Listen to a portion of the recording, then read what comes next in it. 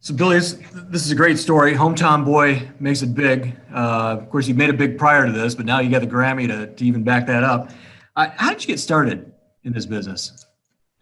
Well, my dad played around the house, when I was little, and I just picked it up when I was real young, 3, 4 years old, and he kind of taught me some chords, and I just kept going with it, never stopped.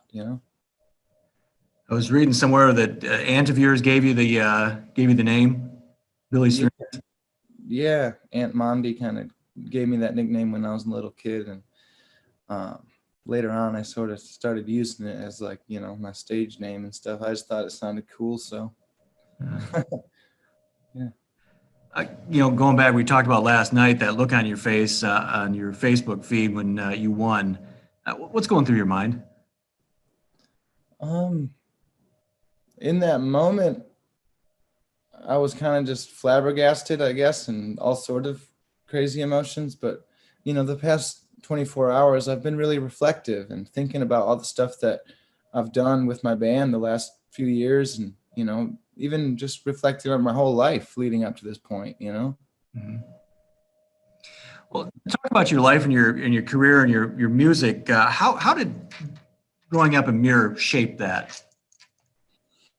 Well, it was a small town.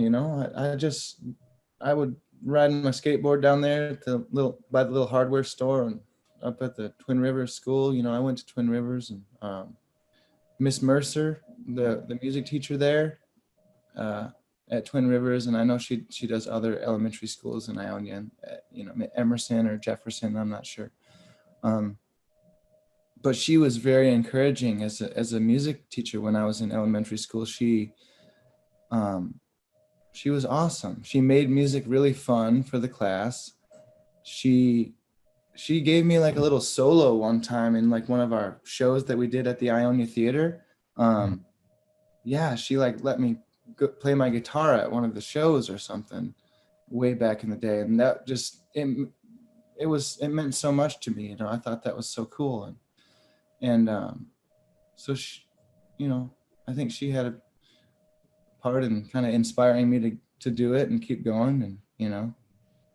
Um, and then there was kind of the other side of it, which is kind of I was bored a lot of the time, and substance abuse, and once I got kind of into those teenage years, I feel like there was kind of a lot of my friends and people that I knew and stuff had gotten into drugs and stuff, and there was a different side of sort of a darker side. But when I think about Muir, I think of more of those good days before all that. You brought up an interesting point that I was going to ask you. Just an example, Dustin a Baggy. Um, when you listen to your type of bluegrass, this isn't your daddy's bluegrass, is it? Well, not necessarily, or it could be. Just depends on what your dad's into. But yeah, that song I wrote about a friend of mine from around that area, from Lyons, and it's was a true story, uh, and I'm sticking to it. Yeah. This has to be a tough year for anybody, a performer like yourself. COVID hit, and you're stuck in one place. Maybe you can do some videos and that sort of thing. How has it been this year for you, and how did getting that Grammy last night kind of boost your year? How did that impact your year when you look back at this? That's exactly what it did. It was a huge boost for morale and everything, for the band, and it was kind of good because it was sort of elongated and stretched out. It was stressful, but the Grammys was supposed to happen a while back, and then it got pushed till March, yet till yesterday. Um, but man, I don't know. I'm just kind of flabbergasted by the whole thing still. I'm still processing, and I don't even really know what to think about it. Like, I don't know, a Grammy. Like I don't know, man. It's like the biggest award that you can win for music, and I'm a musician, so it feels really good, especially during this year. We haven't been able to go on stage and feel the glory of like, playing for people. So, uh, this gives us at least a little bit of something to pat ourselves on the back and say, you know, no, we're still cool, man. Well, you're not even 30 yet. You've got your Grammy. People have been talking about in the music industry. They've been talking about you for years now. So you've made your mark. Where do you go from here? What do you see down the road? What it's going to be like for you in your career?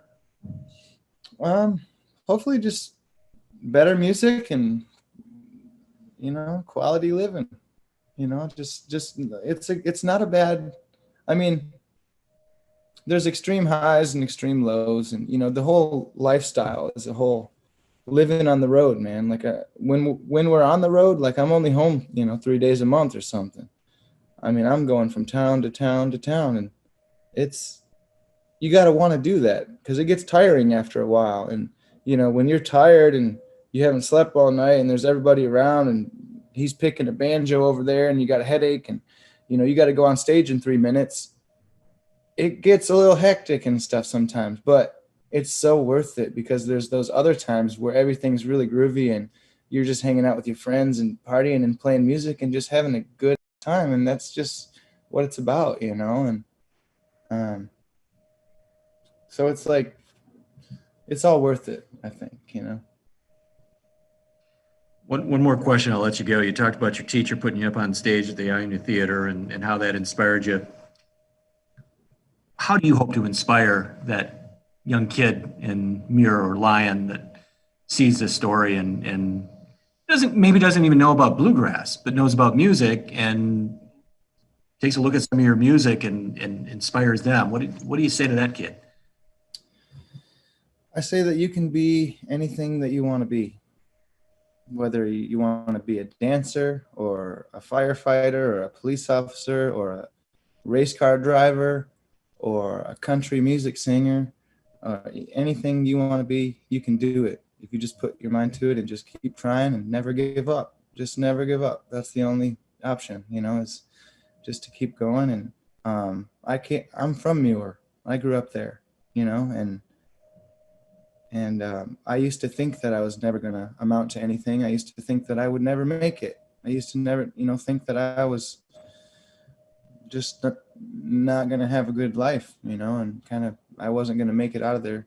But you can do whatever you want, you know, and I know some kids maybe are in some tough situations like I was in for some years when I was younger, and it's not always going to be like that. And you're in control, you know, you got to put your hands on the wheel and control your life, and you can do whatever you want with it. You just got to steer in the right direction.